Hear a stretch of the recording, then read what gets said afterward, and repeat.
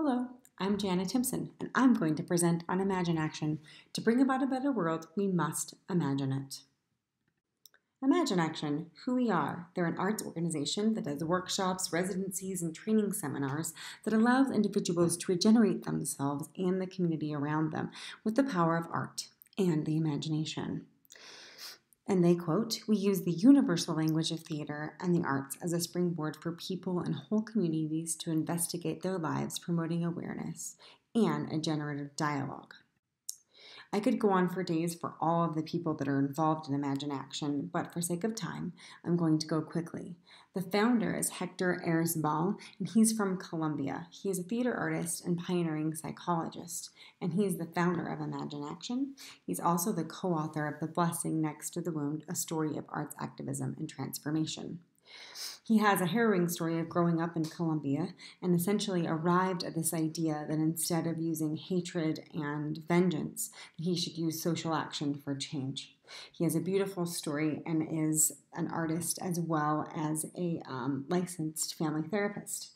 He uses those two things together, and he works with torture and trauma survivors, incarcerated youth, immigrant families, and people affected by HIV/AIDS. As an activist, he uses theatrical performance as part of the movement to end torture and to change U.S. policy in Latin America.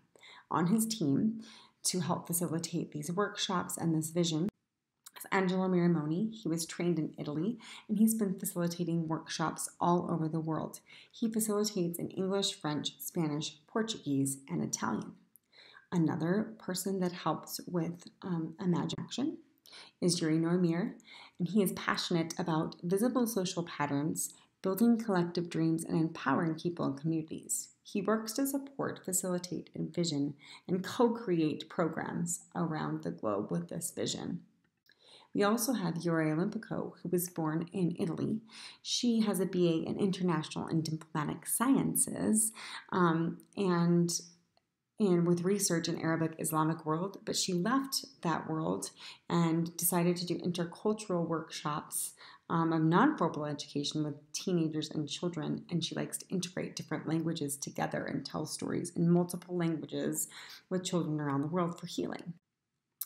Then we have a director, actor, social theatrical practitioner, Gopal Arayal, and he uses theater as a tool for children, youth, and women empowerment and social transformation and education. He's been doing this in Nepal since 2007, and he's conducted over 100 theater workshops and directed many social theater performances. Also on the board of directors, we have Andres Marquez Lara, who does a lot of things at Georgetown University. He was also named one of the Emerging Social Innovators of the Year in North America. So he does a lot of things with leadership and transformative leadership at Georgetown, which is really wonderful. And then he helps with ImaginAction. So examples of the work, they do workshops. They have Freedom Being workshops that are for community leaders as well as educators. And then they do certain intensives all over the world, focusing a lot on healing the wounds of history in Berlin. And then they have a trauma series that they take in different parts of the world, focusing on different trauma, which is really beautiful. Some of the pedagogy that they use is theater of the oppressed, which is a form of theater used all over the world for political and social activism. It was created by Augusto Boal, and then in theater of the oppressed, the audience is not just spectators, but they're spectactors, which is the community engagement, and they use the language of theater, and everyone is invited to share in that platform, which is beautiful. Dragon Dreaming is based on Australian Aboriginal dancing, and Dragon Dreaming is dancing where you learn to dance your fears or your dragons out and be liberated, which is beautiful. So they combine these pedagogies together. They also use social presencing theater, and it's designed to support a deeper level of knowledge and using your heart and body. It's a practical approach to open up the space and benefit each other while practicing theater. Then there's empathic listening, and it's a method of nonverbal listening skills with a theatrical process. It was created by Paulo Senor, and ImaginAction is currently using active listening to do some work with people affected by armed conflict in Colombia and with survivors of natural disaster in Haiti, which is pretty amazing.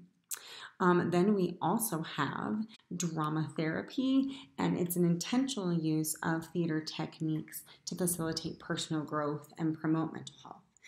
It uses role play and theater games and group dynamic games and mime and puppetry and improvisational techniques to kind of work out different therapeutic action.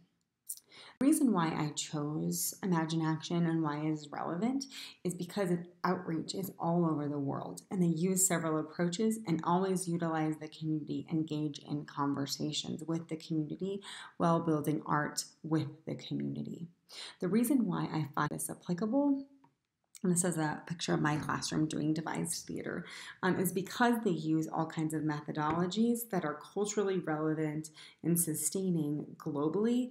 And in a classroom and school as diverse as mine, I'm having a lot of fun researching how they combine their methodologies to impact communities. And I find it really exciting and engaging for my school community.